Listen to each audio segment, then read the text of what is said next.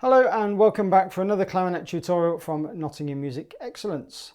So in this video I'm going to play this lovely piece, a very Italian operatic piece called Deserto e il Luogo. I think I pronounced that roughly right, by Vincenzo Bellini, and it translates as "The place is deserted." And after I've played the music, I'm going to say a few words about the detail of the music and how to make it sound really beautiful. And then there's a chance to play along with the backing track yourself. And it is one of those backing tracks that is very sparse on the piano part. So I have included some clicks into the backing track to help you stay in time. And the information on that is in the description and the timestamps are there. So hope you enjoy the tutorial. Here we go.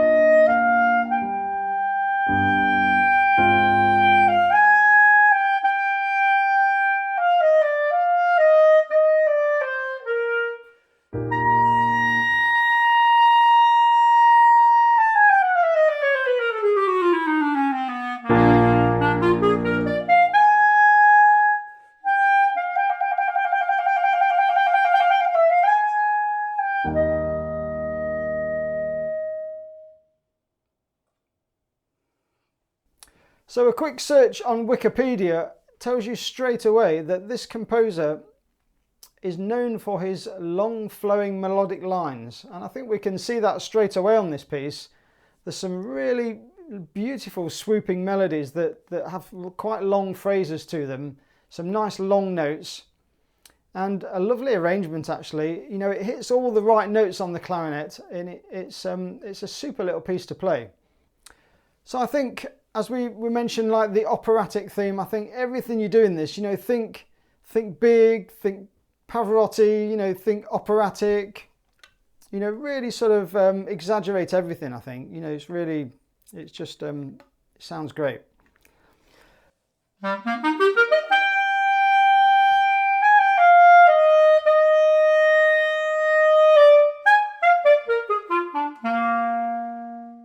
You know, don't be too rigid and classical in this piece, you know, like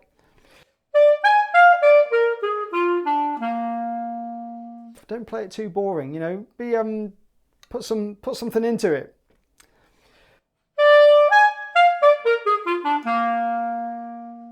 So I think this opening idea starts with the forte chord, doesn't it? So I think you've got to be really dramatic here, and then you can turn the next phrase where the piano comes in and just make something really beautiful.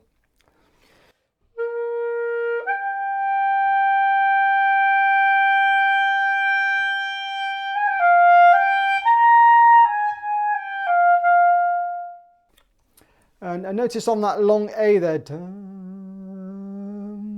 got to really make that sound grow.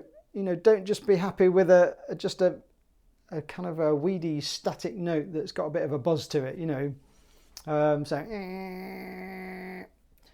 So produce a nice sound and just use that crescendo to really make the music work, you know. And then as the music moves on,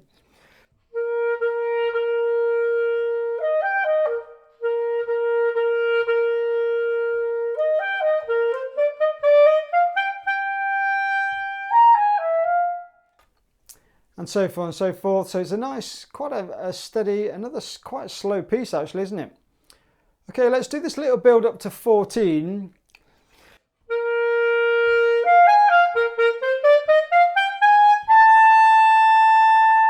So make sure you've got enough sound there going through that B to carry you through the next phrase. Don't be too worried about the black notes, you know, the demi-semi-quavers. So plenty of sound on the B.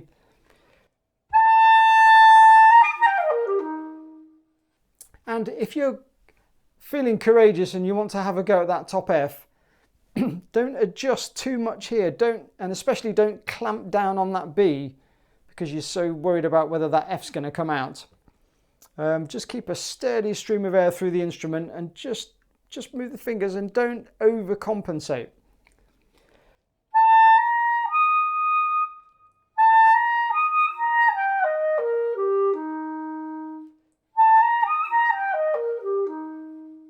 Or you can do the alternative.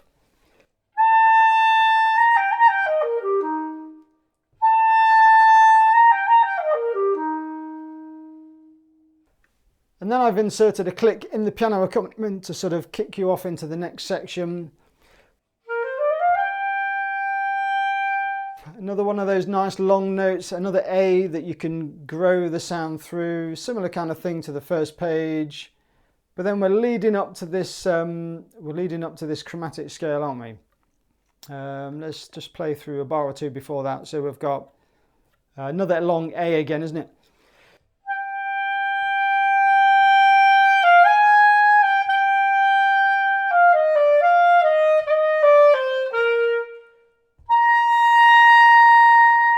So hold that C, enjoy the sound, make a nice sound up there, and just wait. If you're playing with my backing track, you'll have to wait. So you'll have to wait for the click, and that will give you the sign to sort of move down on the chromatic scale. So you'll be going.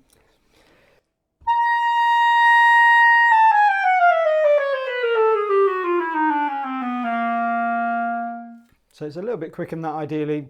The problem with playing with the backing track is it all has to come da da da da da da da da da. I think ideally when you play it with piano, a bit more sort of da da da da da da da da, you know, will sound very artistic. So something like.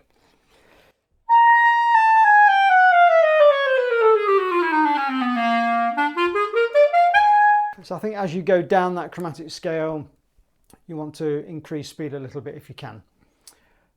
So let's talk about this chromatic scale. So good opportunity to clarify how you play your chromatic scale. So I would use all these little trill keys. So use the F sharp there.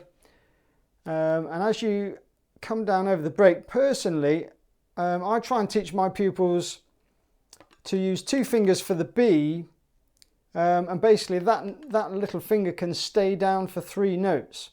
So I teach my pupils to go B, C, C sharp with the left hand, and then both little fingers up. And it kind of minimizes, you know, you don't have to go right, left, right, left, right, left, right, you know, around the instrument. So just go. And then of course on this bit, you're going to do that in reverse.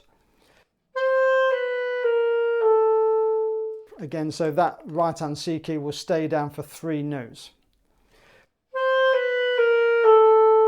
And it just kind of helps to minimize what you're doing in that area and just will tidy it up a bit. So let's just do that in, I'll do that nice and slowly for you.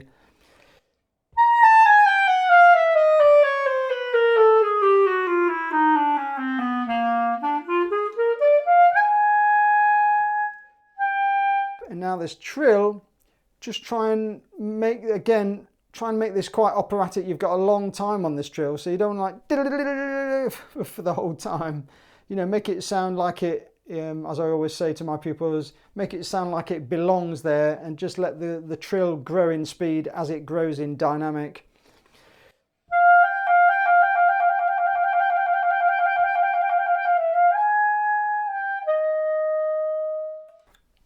So just pace the speed of that trill carefully because there is quite a long time on there.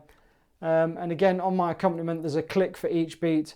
So it'll be 1, 2, 3, da da dee, da dum. So there is a click on all 4 beats in that bar on the accompaniment track if you play along with it.